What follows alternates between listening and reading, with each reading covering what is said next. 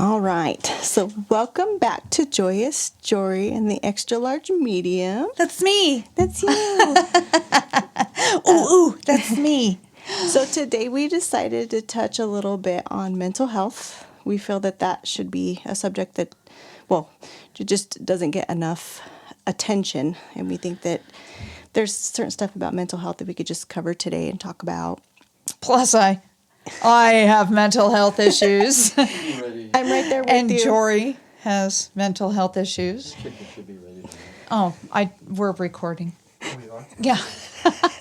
It's okay. The chicken will be ready soon, guys. I was going to say, for those of you just joining, yeah. So Mike, my husband, is joining us today, but I sent him out of the room to go check on the chicken in the crock pot. So he just came back in unawares of the fact that we started recording to let me know the chicken will be ready tomorrow. At 6:30. Just kidding.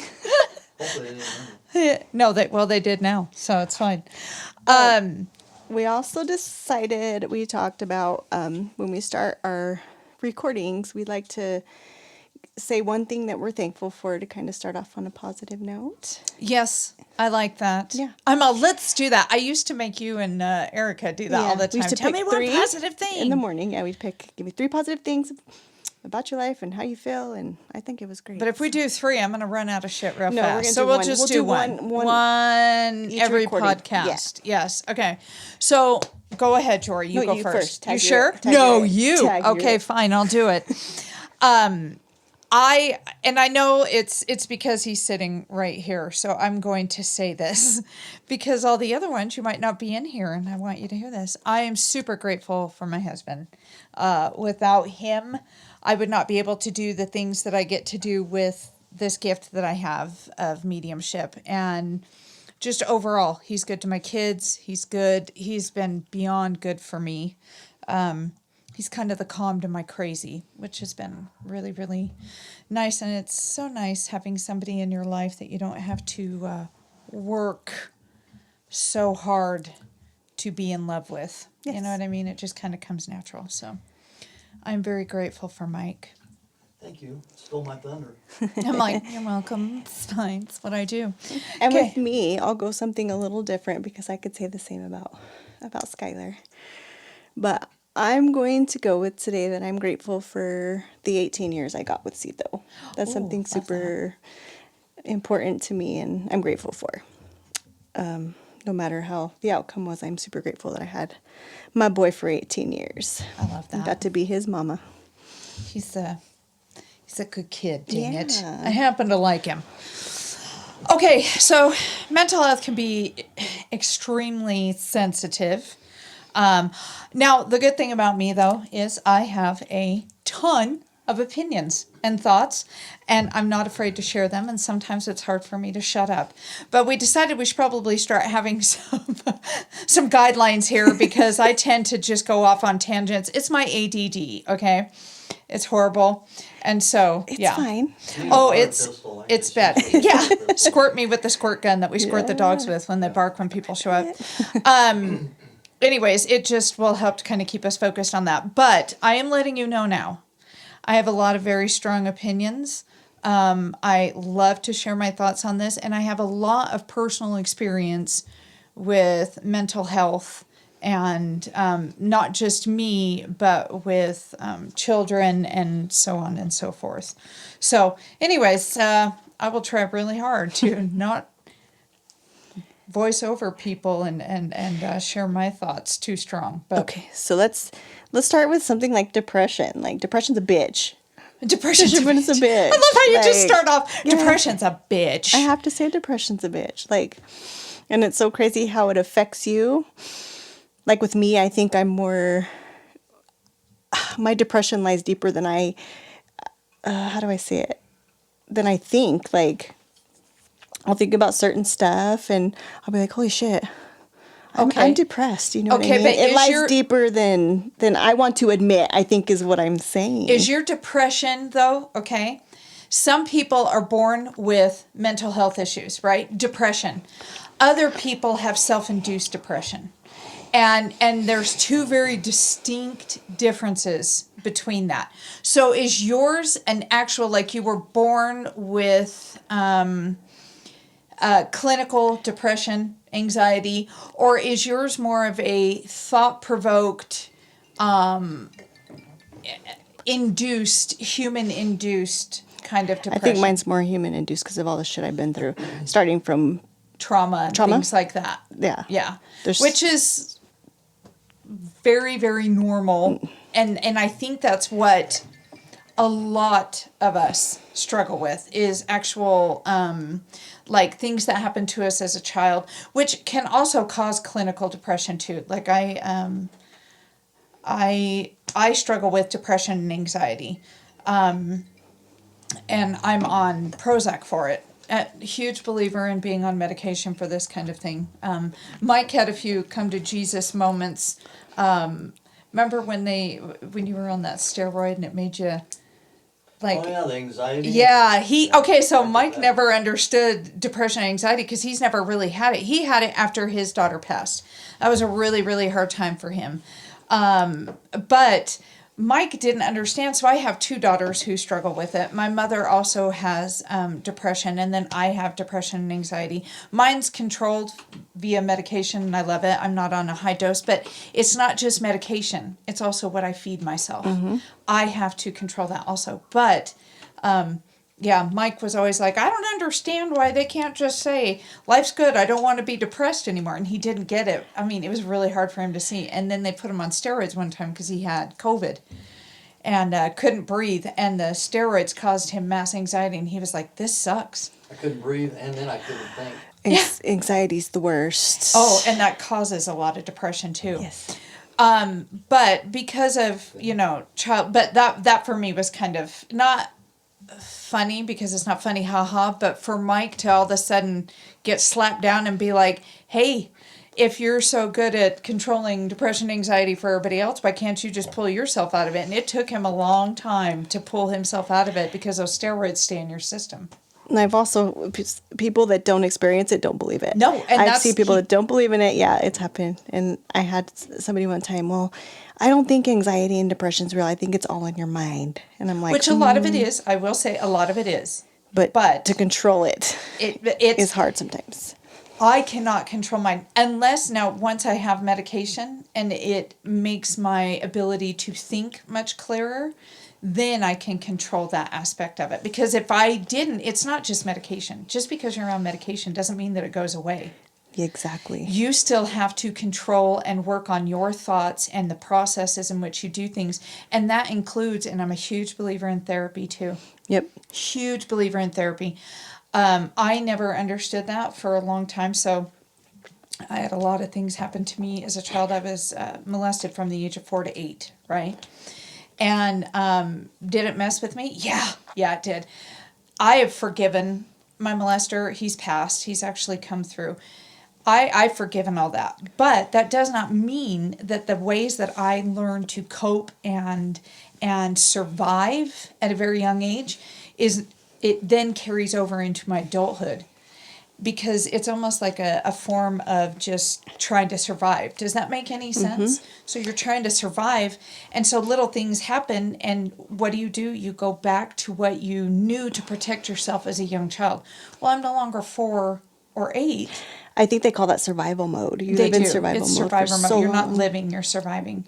I'm no longer 4 through 8, so I don't have to cope with things the way that I did then, and it's funny because a lot of people associate therapy with being messed up. Oh, you're messed up. You need to go get help. I've seriously asked somebody, I'm like, with the world nowadays, is it a bad idea to have kids talk to a therapist once in a while because they hold feelings in so much? Mm-hmm. Even just a couple sessions to be like, hey, what's going on with you? Are you okay to check in with them? You know what I mean? I wonder if that's like something that would be good for children when they're getting to their teenage years. You know what I mean? You want to hear my opinion on that? Yeah. Okay. So, and again, I got lots of opinions. I had to go to therapy. So I blocked out that I was molested, right? It was my best friend's father. And again, it went from the age of 4 to 8. The only reason it stopped at 8 is because he lived next door to my grandma.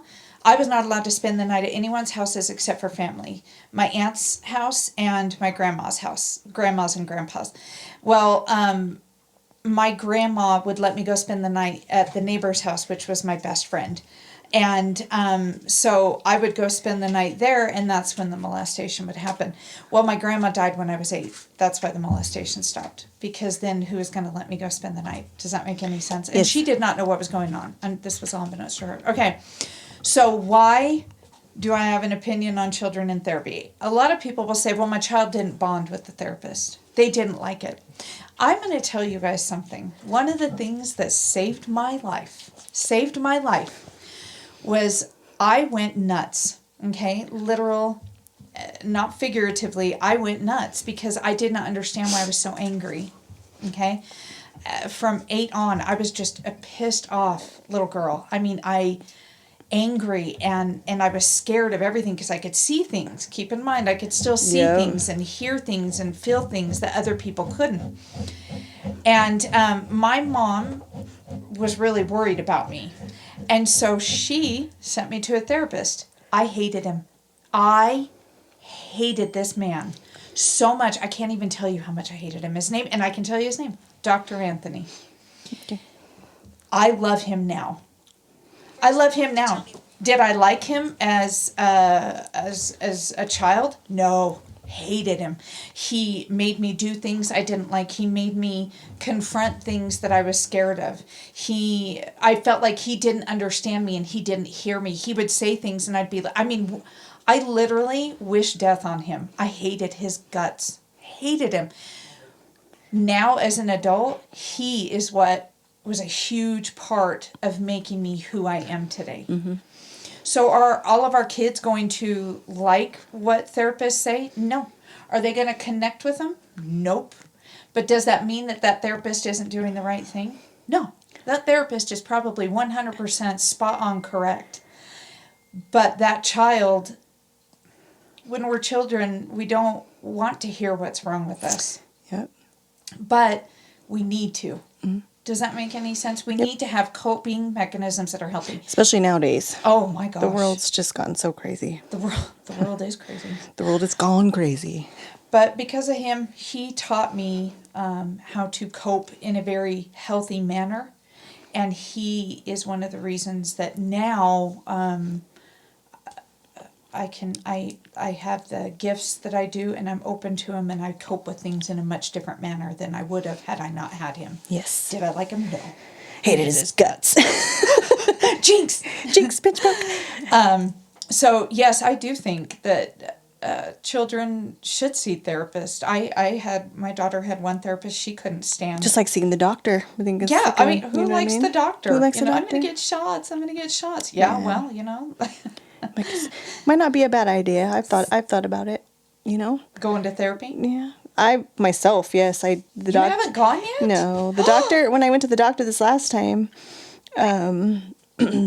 she wants me to be on medication. I choose not to be on medication because I've kind of learned to manage my anxiety on my own. Well, that's a doctor, correct? Yeah. Telling you that? Yeah. Go see a therapist. They'll Yeah. let you know. And they gave me names and stuff, and I'm like, maybe that's what I need. And I told Skylar that. I was like, maybe I do need to get a little bit of therapy, you know? Maybe that would help me mentally and... Okay, I heard this the other day. If someone pisses in your water and you add sugar, does that mean that the piss isn't there? No. No. You can try to sugarcoat things as often as you want and try to make it taste better, but that pee will always be in that water. And it'll be yellow. And it's disgusting. Don't drink pee water. Just kidding. But for me, it was I was like like, one what of the those hell? things where I'm like, you have to learn to sift that out before you can really have sugar water. Does that make, and I know that's a really crude analogy, but it was like, it does not matter. It doesn't matter what we do. It doesn't take away from the fact that those things happened. So now, instead of trying to make those things disappear, you just have to learn to cope with them in a healthy way. And are you going to like every therapist? No. I've been to one therapist, didn't like half the stuff that was said, but she taught me one amazing thing. And that one amazing thing has helped me get through so many other things as an adult. And I'll talk about that later. But you're not going to resonate with everything. But they Right. can teach you how to cope with things that our coping mechanisms that we used as a child are not efficient as adults. That makes sense. 100%. So you've never dealt with loss before. So why would you know how to deal with it when you can go to somebody who has experience with that kind of thing and can go, okay, this is why you're feeling that way. This is why, and then help you find a healthy way. Right. You're still going to cope with it. You just got to cope with it in a healthy way. Yeah. And then as far as medication, if people want to, if the medication helps you and you want to take it, do it. I feel like people feel like they're going to get judged. Do you have people that are like, they think you're I don't give a crazy? shit. Yeah, I was going to say. But But you here- gotta not care. but If it helps you, it helps you. Here's the thing. If it balances you, it balances you. I did really good for a long time. So I was extremely depressed and I was very, not suicidal, but depressed as a child, right? Because I went through a lot. I was molested. Then I had my gift that was constantly there. And there was just a lot that was going on. I managed, because of therapy, to be okay up until I had my third daughter.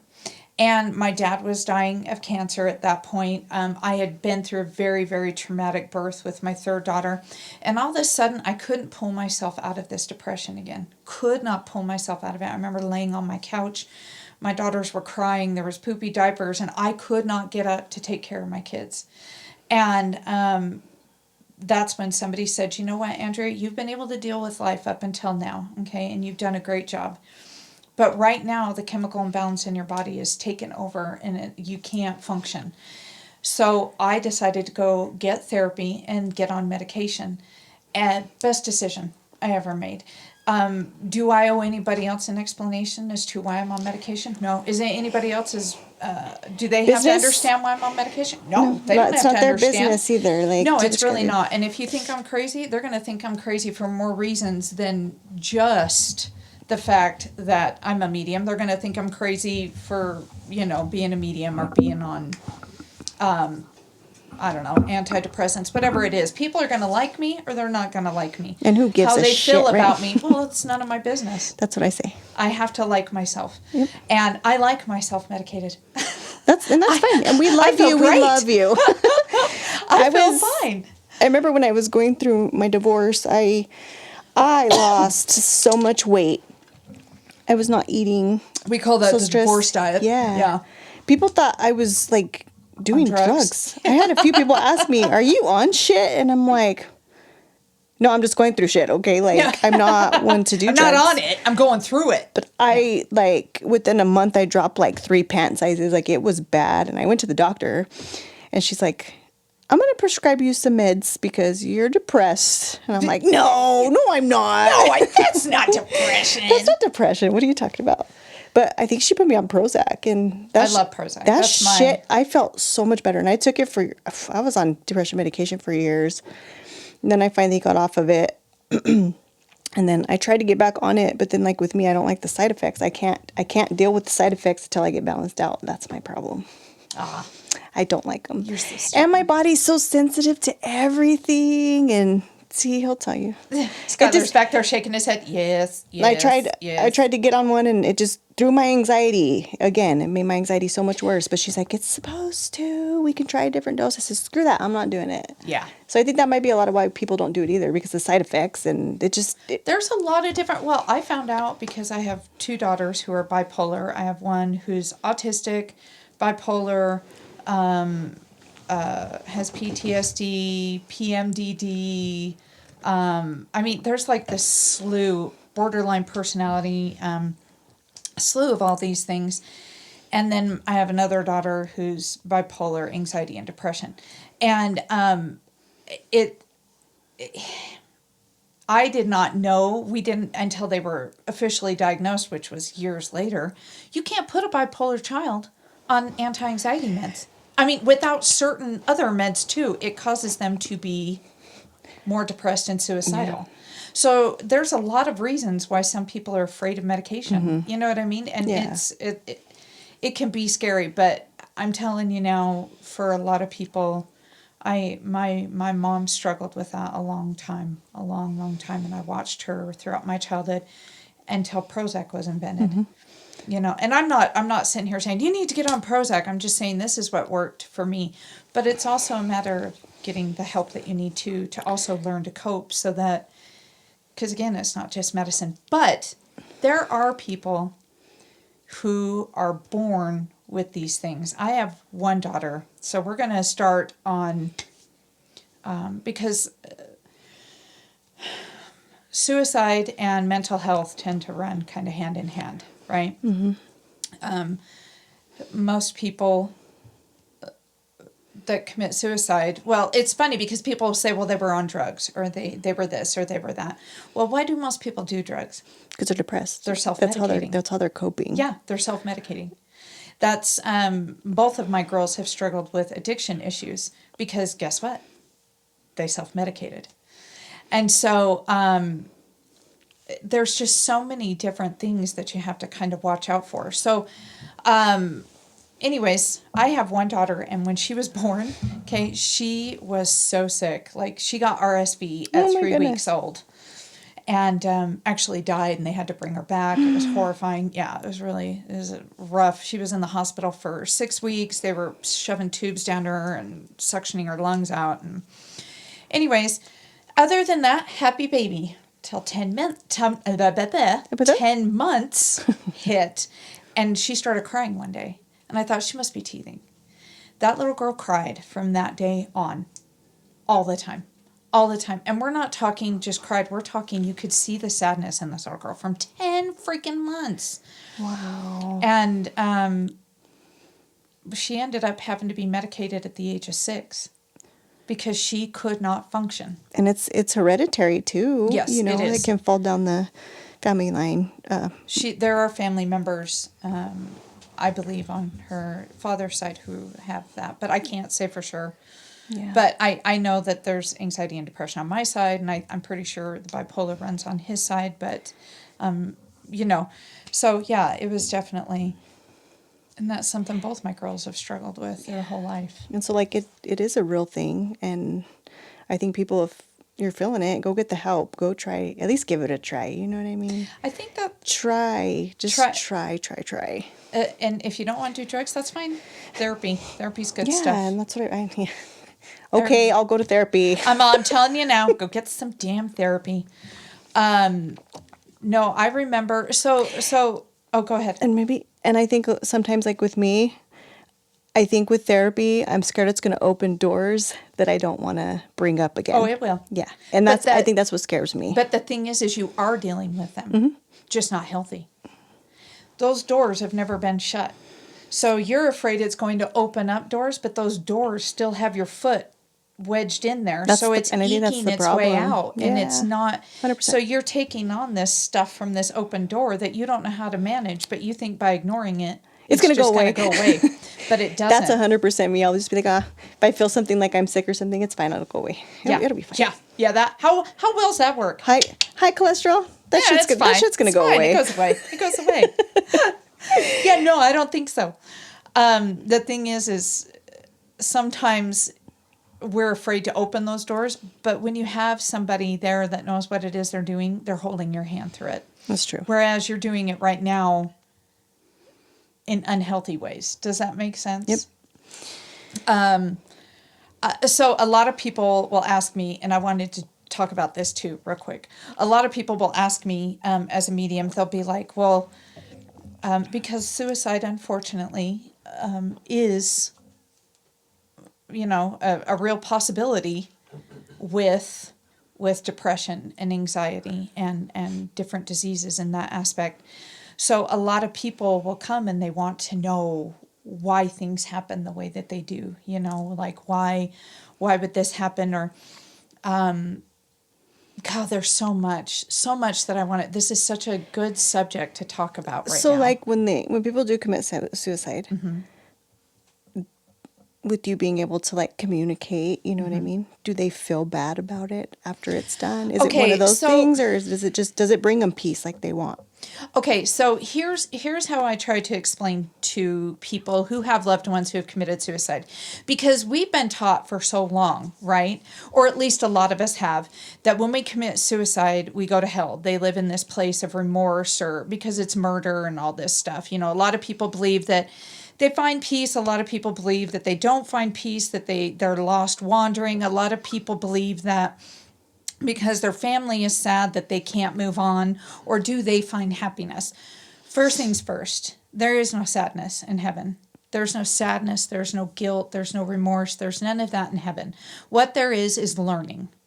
So when somebody commits suicide or ODs or something of that sort, what happens is then a soul goes, it's almost like the burden is relieved, okay?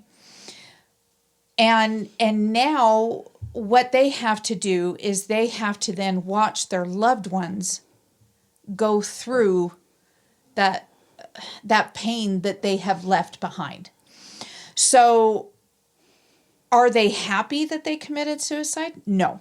No, they aren't like, woohoo, that was awesome. You know what I mean? But they are like, okay, now I understand. Now I get it. And now I can help my loved ones get through what I couldn't see in this life. Right.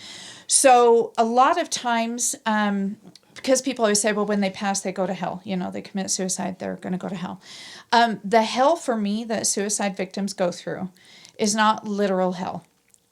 They are not burning in some place or angry, upset, nothing like that. What it is now the hell that they are going through is they now have to watch their loved ones suffer and struggle. And now they've got to walk beside them and help them realize that this choice was actually not because of them. It was because of their own internal issues.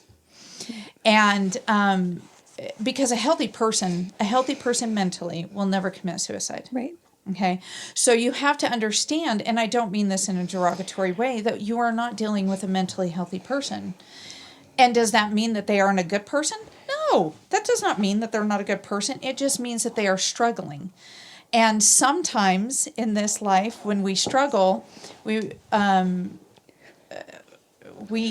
try to find the route with the least resistance. Mm-hmm. Does that make sense? Yeah. I cannot sit here and say people that commit suicide are this, and this, because I can't imagine going through some of the things that I have witnessed my daughters going through. Right. I have one, actually both of them, I've been on suicide watch several times. They've been hospitalized several times. I have one daughter, and Mike can attest, he's had to help me a lot with her. And I remember one time I had her on suicide watch. And we were laying in bed because she couldn't even sleep by herself, right? I had to lay in bed with her. And I was laying in bed with her, and she would just cry and cry all night. She'd just whimper. And she would look at me and she'd say, Mom, I don't want to feel this way. I don't want to feel this way. And to watch as a mother, watch her child lay there and cry, and you can't do anything. You can't take it away. How many doctors have we been to? How many hospitals have we been to? And I remember at one point thinking, I would understand. I would understand. Do I agree with it? No. Do I want her to? No. But I would understand if that was the route that she took. Because you've seen that side and you get it. Because I can't imagine the hell. I have enough anxiety and depression when I'm not medicated. I can't imagine being that deep. And you could feel the sadness around her. And there was nothing she could do. She was trying so hard. And I prayed that night. I said, God, I need a miracle. I need a miracle. And I had already come to terms with, if she commits suicide, I'm going to get a phone call. And I had come to terms with it because she had told me I just want it to end. And I remember thinking, and this is years, and her medicine would work for a little bit, and then it would stop working, work for a little bit, stop working. And I prayed to God, and I was like, I understand that this is the lesson that she signed on for. And I understand that I have also signed on to be her mom. But at some point, when someone is begging you and they don't want to live that way anymore. It's heartbreaking. Can you just help them out? Throw them a bone. Yeah, please do something. Yeah. And that next morning is when answer to prayer started coming. She went into work.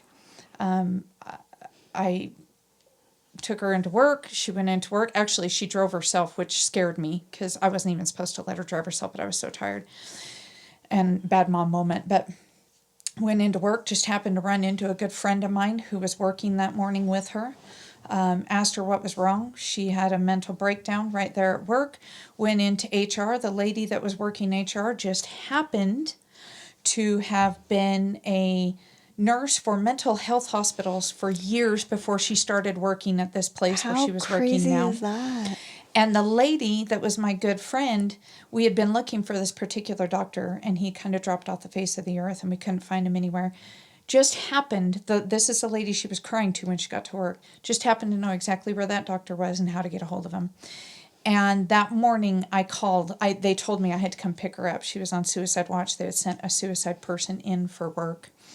And I went into work, picked her up, called that doctor, and they just happened to have, this all happened around 8 o'clock, just happened to have a 9 o'clock appointment that morning to see this doctor. And went in, he got her on the right medication. We were on suicide watch for another month after that, Mike, until the medicine started working. But he was able to get her on, he was the only one that could get her on the medicine that she truly needed. So, answers happen. I can't explain timing. Right. But as for suicide and things like that, no, they aren't happy about the decision that they've made. But they're going to learn from it. Right. They're not like us. Right. Where if we make a mistake, we sit and we dwell on it. Remember, we were just talking about this before the podcast started.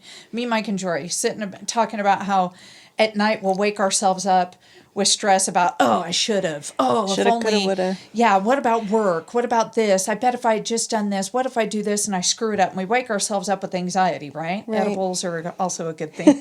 Just don't overdo the edibles, edibles. I learned do that the the hard meds. way. That was a bad thing. And Too many edibles. I think suicide causes a lot of survivor's guilt, which we're going to talk about next podcast. Yes. But I think that's one of the major ones that people feel so guilty. Like, why didn't they call me? Why didn't they tell me? Or but when then you they have did, so but we much didn't of answer. even kids because they're being bullied. That's one of the big things too going on right now, and it's Yeah. so sad. So sad. You know what I mean? I don't know. That's a lot of. I think a majority of survivors' guilt. It happens when suicide happens. Oh, because- yeah. Or car wrecks. Car wrecks. Yeah, trauma passings, Yep. suicides, ODs, trauma passings. There's just, I don't know. I wanted to, sorry. My little dog's in here with my husband, and he's got a back problem right now. Not the husband, the dog. I have a back Well, He's the got a back husband has a back problem He's too. all, we but, both have. I got two broke back men in my life right now. So ask me something else about, I wanted to touch more on heaven, and suicides and ODs and things like that, because I want people to understand the peace and the comfort that comes with it. That was a big question I had. I don't know, like, just like on the other side, like I just wondered how they feel about it once it's done, you know, because I know, like with Sito, when he passed, you made the comment that he said, "This, I'm sorry, this wasn't supposed to happen." You know what I mean? This wasn't, and I wondered if he did it intentionally at first, because I had nights where he'd call me sad, like, when am I going to be happy? So I think he did have a little bit of depression going on. So I did question that at first, you know, like, oh my God, was he, you know, drinking and he decided this is it, you know, and didn't call anybody. And I think that eats at my daughter and them too, you know, the whole survivor's guilt thing, but we'll get into that next episode. But Well, he came through and he showed me on my way to get the lashes done that one time. Remember, I was like, something ran out in front of his car, and you're like, I just asked him last night why. Yeah. Like, what made him veer off the road? And I'm like, well, he's sitting in the car with me right now, and he showed me, like, I don't know if it's a javelina. I feel like it was like a javelina or something ran out in front of the car, and he didn't even have time to step on the brakes. Yeah. But no, theirs is just more so trying to help their loved ones understand what this life really is. you know what I mean? And how to find that happiness that they have such a hard time seeing Finding. here. Right. Because it is hard for a lot of people to find that here. Yeah. And I think that's too where now that my one daughter has gotten a lot of help, her medications are working, all that, she's actually thriving and doing really well. But she is now learning that a lot of it is what we tell ourselves. And I really want to touch on that today because I feel like that is such a huge part that people don't understand. There are so many times in this life that first off, life happens. Okay, life is hard. It's not always pretty. It can be rough. It can be depressing. It can be sad, but it can also be beautiful and it can be happy. So what? Sorry, I'm distracted. My poor dog can barely walk. My husband's coming to get him to take him out of here, but poor baby. He jumped off the couch and sprained his back. He's little, and apparently jumping off the couch was not a good idea. So one of the things that I've go Mitzi, go with Daddy, baby. Go, it's okay. Sorry, both dogs were in here. Okay, so one of the things that I find hugely important, and I think too many people don't understand this, okay, is our mind, our brain, has no idea what is the difference between what we tell it and what is reality. No idea. So if we, remember how, like you were saying, you sit and you worry about things over and over and over, and then you get yourself in this tizzy, right? Yes. You're like, oh my gosh, and you have anxiety about it, and you have that's because your brain has no idea that you have not actually screwed up at work, or you have not actually done this and this. You have told your brain that this is what's going to happen, therefore your brain thinks this is reality. And so now your brain goes into survival mode. Does that make any sense? It throws me into freaking anxiety. Yeah, like a motherfucker. because that's what it's focusing on. Yeah. Oh my gosh, we screwed up. Oh my gosh, we this. Oh my gosh, we that. Your brain has no idea that that is what you are feeding it. That's just what it's being told. And therefore, that is reality. So, I want people to understand that life can be hard. It sucks sometimes. It does. It flat out sucks sometimes. Sucks balls. It sucks balls. But the thing that people don't understand is if that is all we focus on, if that is what we choose to feed our brain. There's a saying, you've got to train your mind to be stronger than your emotions or it'll get you every single Your emotions time. will kill you every time. Exactly. Every time. I guarantee you, every single person that has committed suicide has not gone at it from a healthy standpoint. They have gone at it from years of telling their brain the negative things. And I'm not saying that they're bad people. Because trust me, I also struggle with this. Mm-hmm. But it's years of I'm not worthy. It's years of I'm worthless. I deserve to be treated this way. It's years of I'm fat, I'm disgusting. It's years of somebody telling you once as a child that you're a big fat piece of crap and you continuing that by telling yourself that every time you have a negative thought. It is what you feed. And I tell people all the time, it is what you feed is what you're going to get out of this life. This life can be amazing and incredible if you choose. And people say, well, I didn't choose to have my son taken from me, or I didn't choose to have so-and-so do this. Okay, we can't control other people's choices. If you're relying on other people's choices to make you happy, then nothing you ever do is going to be enough. Nothing you ever do is going to be enough, and you will never find that happiness. Yep. Happiness has to come even when it's a hard time. Mm-hmm. Does that make any sense? Yep. I know that sounds so strange and so, But it's also funny because that's what keeps a lot of people from feeling their loved ones. Yeah. Is That's why I that- say that being open and positive, Yeah, try to you have flip to what be you can positive. to a positive. Like, I fell down the stairs, but look, I fell down them fast. Exactly. But At least I got fell down down on that in fast. half the time I normally do. Stuff like that. There's always going to be things that are happening around us. We cannot control everything that happens around us. But what we can control, and I know it's so cliche, but what we can control is how we react to it. Yep. And I'm not saying that cures depression. I'm not saying that cures Right. anxiety. That's why I'm a big believer in therapy. I'm a big believer in medication if you need it. There's all kinds of ways that we can seek help, but it's not a quick fix. It's kind of like people who So we got 20 minutes. want to lose weight really fast. Go ahead. Sorry, are we going over on time? No, we're good. Who want to lose weight really fast, but they don't want to work out or eat right. They want that quick fix. That's me. Or people that want to learn things, but they don't want to have to do any studying to figure it out. Right. You just want to know those things. But nothing comes Nothing's with just handed just sitting to you. idle. Yeah. You know what I You're mean? right. You have to go out and work for those things and strive for those things. And that includes finding happiness in life. Yes. Especially if you're telling yourself over and over again that this life sucks. Well, this happened to me as a kid. And ever since then, I've had this happen and this happened. Then my mom died. Then this happened and this happened and this happened. Well, guess what?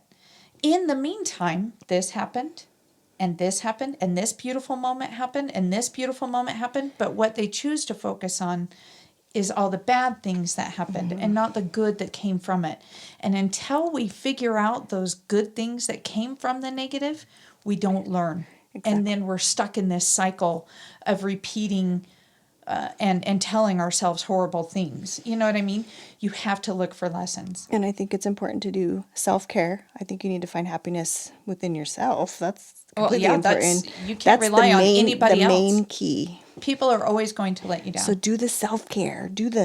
Go do the shit. Go on trips and go do face masks. Do whatever you got to do, to make yourself feel better. Like, I think self-care is self-care, and it's important. also, but a huge part of self-care is, again, what you're thinking. Mm-hmm.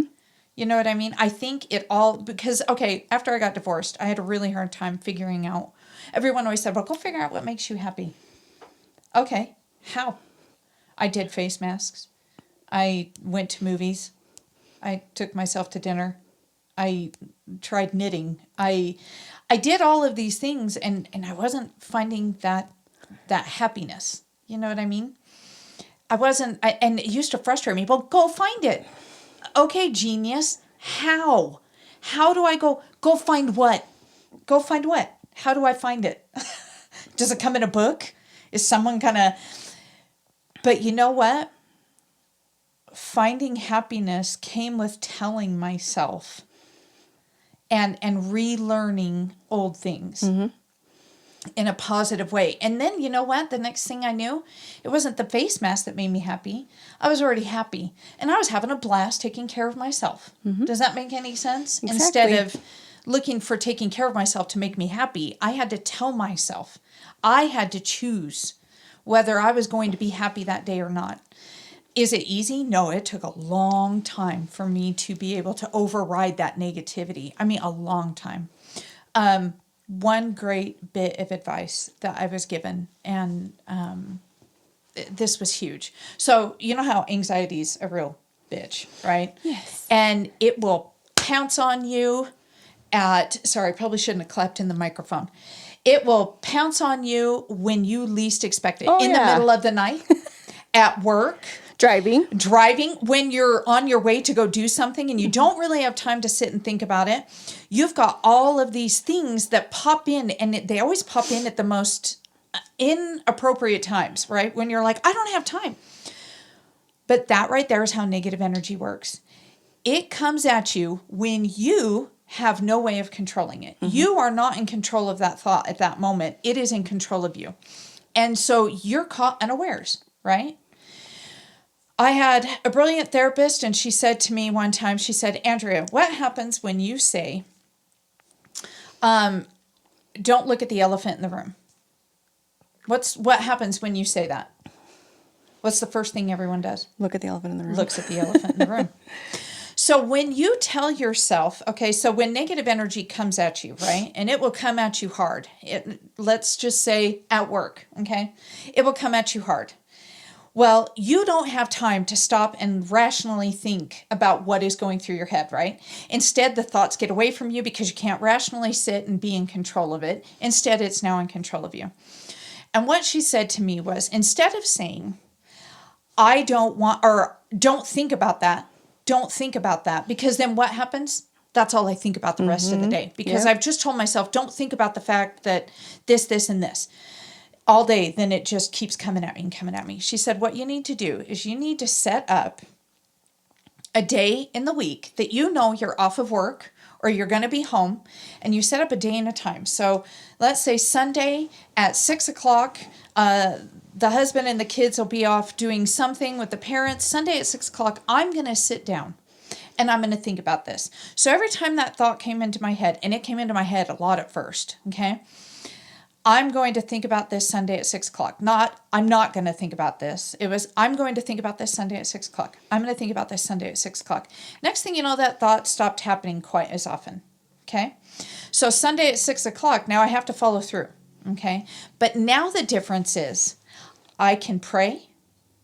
I have my wits about me. And now I'm in control of the thought that I have to think about. It is not controlling me. Now I can sit down by myself with my rationality, with heaven helping me, with prayer and everything else, and I can think about that thought in a rational way and come to a conclusion about what I can do that will help me. All of a sudden, I'm in control of that thought, and it's not scary. It doesn't give me anxiety. I know how I can confront it, how I can address it, and how I can change it because I am in control of it. So once I started doing that, and it could be anything, and if I was afraid I was going to forget what it was that I was supposed to think about, then obviously it wasn't important enough. And you can even take notes, put it in a notepad. I want to think about this on Sunday at 6 o'clock. Write it down. And then Sunday at 6 o'clock, open up your notepad and say, okay, this is the stuff that all week that I kept thinking about.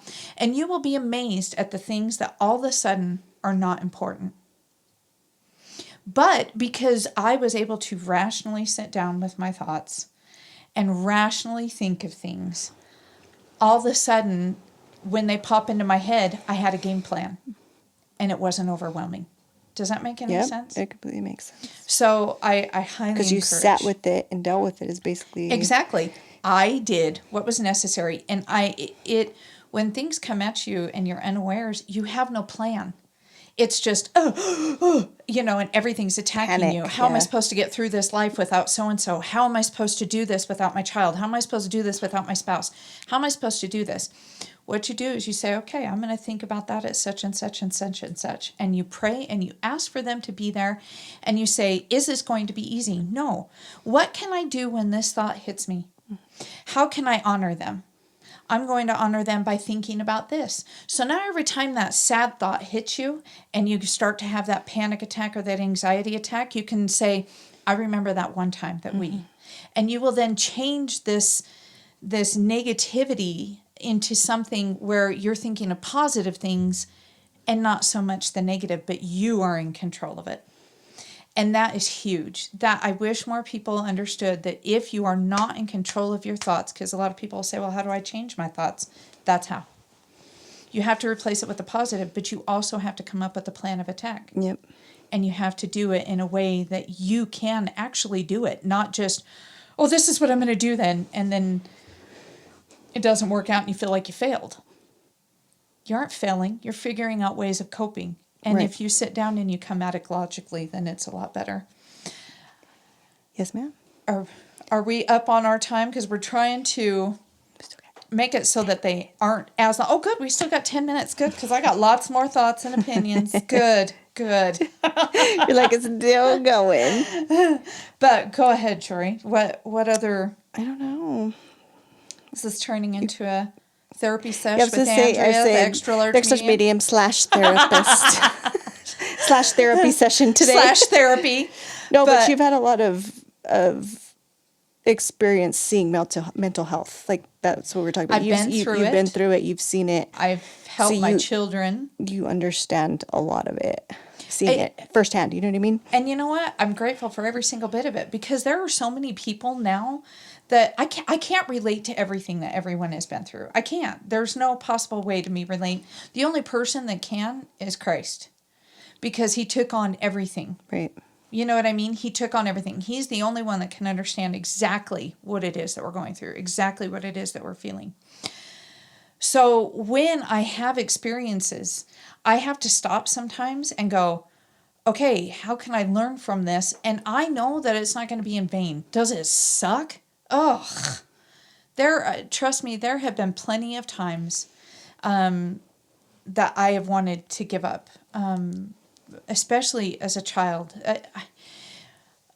Because I'm bubbly and I'm happy, people don't know that I've actually been through quite a lot. And I don't want to sit and focus on the negative, but I think it's important that people understand that.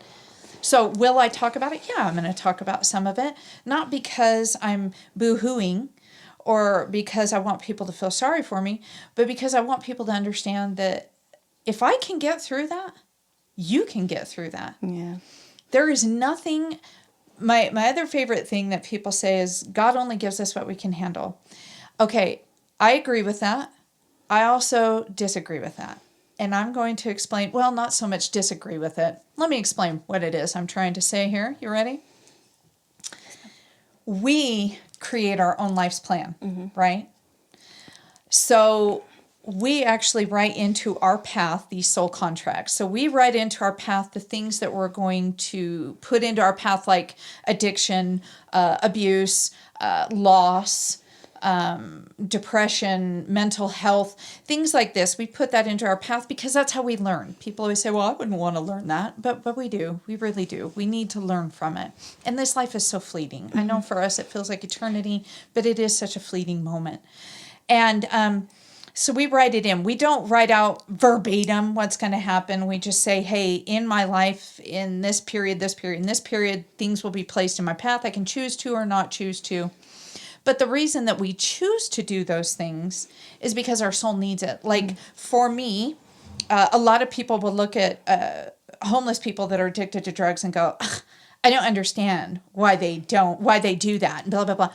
You know why? You don't understand that because that's not what you're here to learn about in this lifetime. Exactly. You're not here for that. Be grateful. Be grateful. They signed on to have these things put in their path. These are the choices that they've made. Those are some of the strongest souls, in my opinion. So not only does God know that we're badasses, right? Because he wouldn't have agreed to our life's plan when we showed it to him if he didn't think we could handle it. He would have been like, you know what, why don't we try this one? But he looks at it after we show it to him. We say, hey, look, this is what I'm going to choose to do with my gift that you're giving me, right? And he looks at it and he goes, you know what? I created you. I believe in you. I love you. And I know that you're going to do this. So not only did God know that we're badasses, but so did we. We knew We're some bad that bitches. we knew that we could do it. So whenever somebody says, oh, God's giving me too much, he thinks too highly of me. Au contraire, mon frère. We should be He able knows to your abilities. We believed in ourselves bench too. press a Buick by now, Yeah. after all the shit that's been thrown at you. But no, I get it. But we need to believe in ourselves too. Yep. It's not just God. Yep. We knew we could do this. So does God know? Yes. Do we know?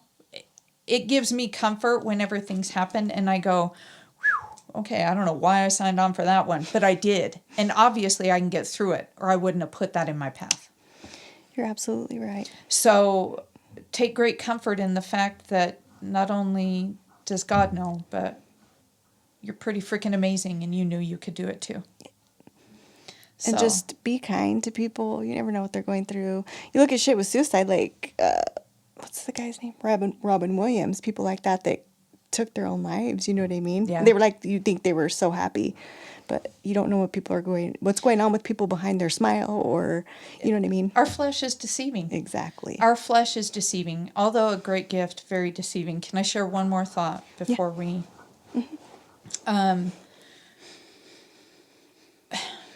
our flesh, although an incredible, beautiful gift, can be extremely deceitful. Just like someone can say that they love us and then turn around and cheat on us. Yep. Or things can be going on behind closed doors. You can think that someone's got a beautiful family, come to find out there's abuse going on in the household. We see what we want to see. We see what we're shown. That's why social media is really hard for a lot of people too. They tend to take on more depression because they look at these beautiful lives that people have and this and that. But the thing is we are only seeing what it is that we're shown. I wish people, and I hope people pay more attention to what they feel. Because that right there is the truth. Truth is how we feel, not necessarily what it is we're being shown. Does that? I mean, I hope that makes sense. But a lot of people ask me how I know, and I don't know if we've gone over this in other podcasts. I can't remember what it is that I'm dealing with, negative or energy, right? Because a lot of people seem to think that, this gift isn't really a gift, that I'm dealing with other things I shouldn't. But the thing is energy can't lie to us. And I think we touched on this in the last podcast. Yep. Energy can't lie, but the flesh can. And that's why a lot of times it's so hard for families, because their loved ones will have been fine. They were fine yesterday. We saw them yesterday. They were smiling. We knew they were having problems, but we didn't know it was to this extreme. It was that deep, yeah. And that's because we can only see what we're shown. Yep.